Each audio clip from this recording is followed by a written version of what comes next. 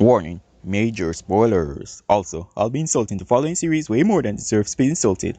Why? Because I'm a sarcastic dick. Also, this video is intended for comedy purposes only. I love Infinite Stratos. From 8-Bit, an anime studio that's out there not making any new ground but somehow creates animated series that are able to resist the test of time, came IS, or Infinite Stratos. An anime that's about 10 years old by the time I get to make a video about it. We welcome the Harem anime where the main character is surrounded by women. Lots and lots of women. And pilots a Gundam. Meet Ichika Orimura and follow him on his journey to learn to pilot his Gundam in a prestigious academy where he was forcibly enrolled at by his government because a Gundam thought he was a girl. Wait, that's legal, right? Well, I guess laws doesn't exist at the future. Ichika Orimura, just your average clumsy, oblivious, inconsiderate, forgetful, dense anime protagonist that's apparently cranked all the way up to 11 out of 10 on those streets that somehow gets to unmask a harem by just being nice. By being an idiot. Wait, scratch that. He was somehow able to unmask a super harem without even doing anything. He literally had the whole school crushing on him as he carried on with his entire daily life completely clueless.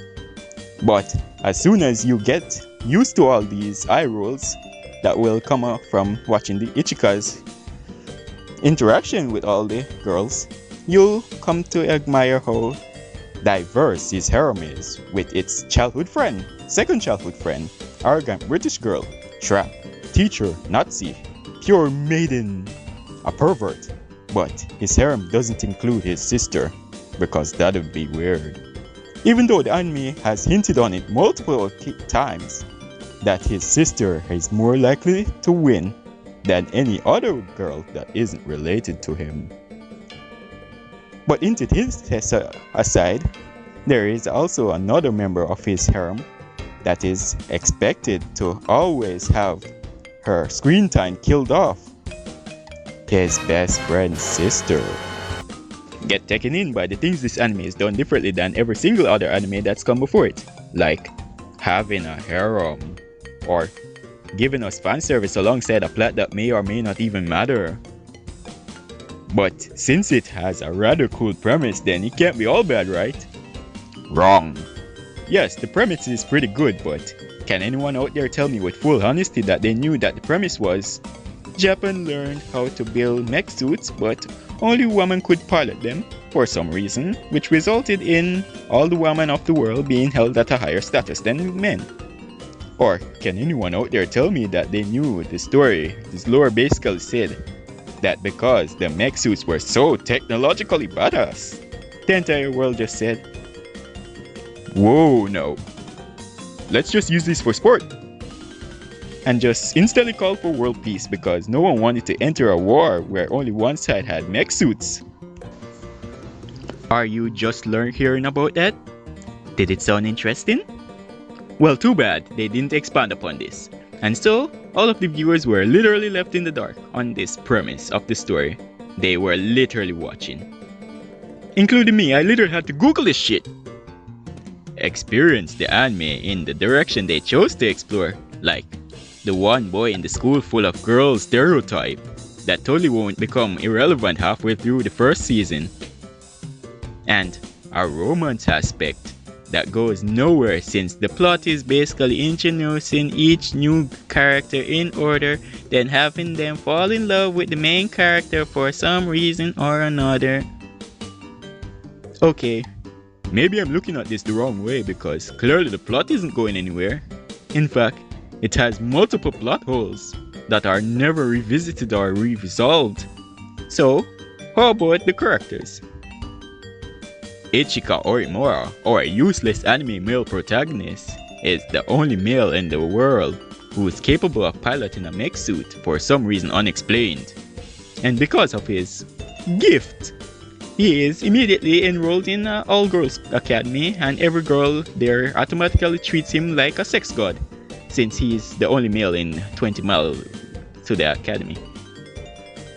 At the academy, Ichika finds himself his first struggle, which is to remove himself from his older sister's shadows. Only to call it a day and worship her from her shadows. Next character.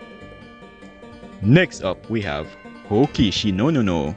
Which, fun fact, did you know that Hoki in Japan means broom? So, broom is Ichika's first childhood friend who is good at kendo and apparently loves to kick the shit out of the main protagonist. But don't they all? Broom, the only character in the entire series who constantly complains about being the weakest because the fact that she doesn't have her own personal mech suit, finally decides to ask for one by calling up her genius sister Tabane Shinonono, who, fortunately enough, creates mech suit, wearing bunny ears and acting childish.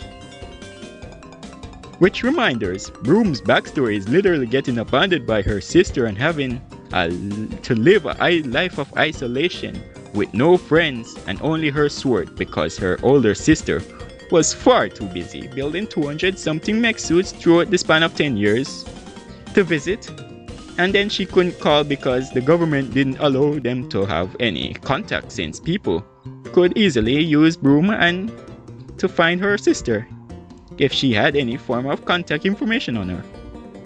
Anyway, where were I again?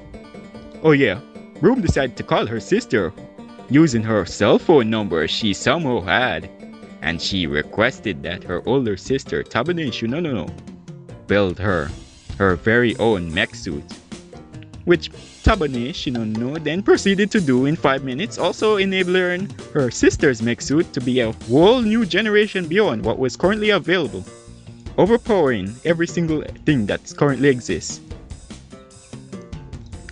As her apology, I guess. Anyway, our next character is Cecilia Alcott, an arrogant, narcissistic girl from England who was so full of herself until she refused to allow Ichika to be her class representative, regardless to the fact that he's the only boy to be able to pilot an IS. And so she challenges him to a duel, making it clear that only the winner would be eligible for title of the class representative. And she proceeds to wipe the floor with him. And then she falls in love with him, and for no real reason, and just let him be the class representative as she starts to fawn over him. Next character, we have Hung Rin Rin from China, who's apparently Ichika's second childhood friend. Even though he's from Japan and a completely different country, and he didn't have time to go sightseeing since he was busy as a child, being targeted and kidnapped. Wait, was Broom really that boring for them to give him another childhood friend? Wait, let me guess. Does she have all the childhood friend cliches that are upset for Broom? Like, was there a childhood promise? Did Ichika forget about it? Was the childhood promise a barely explained marriage proposal? Well, that's the last time that she'll do anything memorable. Next up is Best Girls Charles Dunmois, who just your average anime transfer student who cross-dressed, pretended to be the opposite gender for a while, even though the anime didn't try anything to hide it, even showing her wearing the girl's uniform and in the endings credits before the shocking reveal. Charles Dunmois gets discovered as a cross-dresser by Ichika Orimura, the person she was sent to steal data on by her neglectful father, and she instantly spills all the beans, revealing to Ichika her father's entire illegal plans. And he agrees to protect her secret out of sympathy. And she instantly falls in love with him, and her backstory becomes completely irrelevant. She then proceeds to spend heartwarming time with Ichika, being a lot more honest with him and with how she feels getting along with him without physically abusing him. Wait, was I just complimenting the character? Okay, moving on to our next final member of his massive harem, Laura Bodevic, who upon arrival did something that made me a fan of her character. Yes!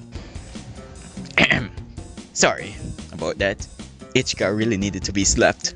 Well, anyway, she was motivated to kill Ichika because his sister told her that Ichika was the one that made her strong, and she was really a fan of his sister's strength. But who cares about how little sense that made?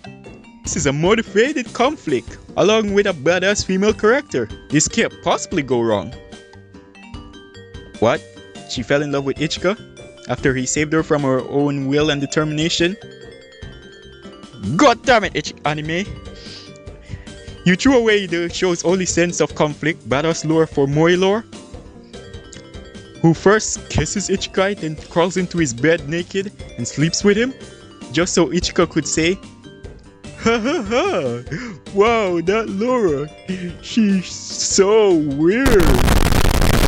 Like, whoa, I know I said he was dense, but this is beyond even me. I get it that he's there for viewers to experience the show through his eyes as a self-insert, and his relationship with the girls are supposed to be unexplained, so the viewers can choose their favorites and pretend that they're winning, even though they're not, clearly not. But Ichika even fails at being a self-insert. The girls are literally just throwing themselves at him as he savagely recalls their every single one of their feelings. Like, come on, why can't he be a real man and get the girl, get laid, and become the dominant one in the relationship? And never return the other girl's calls and tell his girl to go back to the kitchen when she asks about it. I think I understand now. Sure, he's an idiot, but he isn't driven by lust like most males, so he's the perfect gentleman. Well, I guess it's back to the plot for now, since I have nothing more to say about any other character. We have 7 unexplained plot points in the show, like episodes 4 on our mech suit that didn't require a pilot. But did we ever figure out why? Okay, what about the one in episode 8, where Laura's mech suit went berserk because of an illegal technology? Was it ever explained? Well, what about the first season's finale? It's on our mech suit, who, funnily enough, wasn't even using its final form. But as soon as it did use it, Ichika and Broom took down it with Broom's newly found convenient mech suit's ability that was happened to be needed at the moment. Also, remember when I said that mech suits are only supposed to be used for sport? Well, Season 2 seemed to have forgotten about that, since there were literally military mech suits on security lookout. Like, seriously? Watching this show trying to save itself from is like trying to convince someone on the internet that they're wrong. Common sense, logic, and reason do not apply. Like, come on, immediately after the second season began, it introduced a plot hole called Tatenashi Sarashiki, the student council president, also known as the strongest student there, who wasn't around when the school was attacked and breached with illegal technology on multiple occasions in season 1.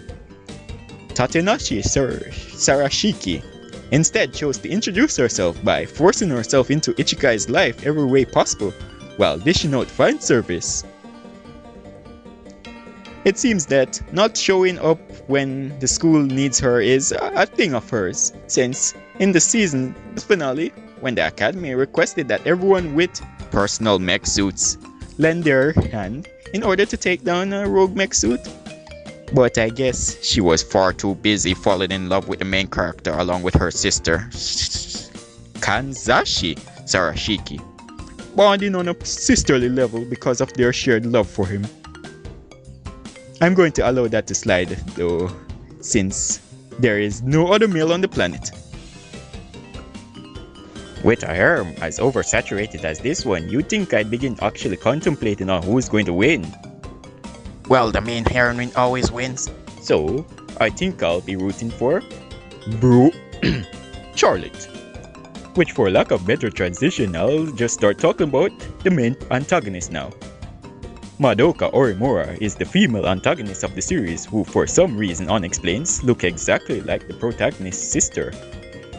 But what was explained was her goal to kill the protag's sister. Also halfway through she was like, you know what? Why don't I kill Ichika too? And then she, along with her organization she's a part of, convinces Tabane, the creator of all the mech suits, to help her out. Her terrorist organization that's targeting the school where her sister goes to, committing treason for no real reason. But anyway, in the finale, the academy decides to take a field trip to a public city of Kyoto, since they're being targeted but they want to have some fun. Okay, I'm out. I'm ending the video right here. I can't take it anymore. I do love the anime. In fact, it's a guilty pleasure from me, but my childhood. But as soon as I open my eyes and start looking for flaws to make this satire video, they wouldn't stop piling up. So I started realizing that this video would probably end up a half hour long if I kept going. And with that, have a great day or night, whatever time you happen to be watching this. And subscribe for more, and peace out. See you in the next one. You guys are awesome.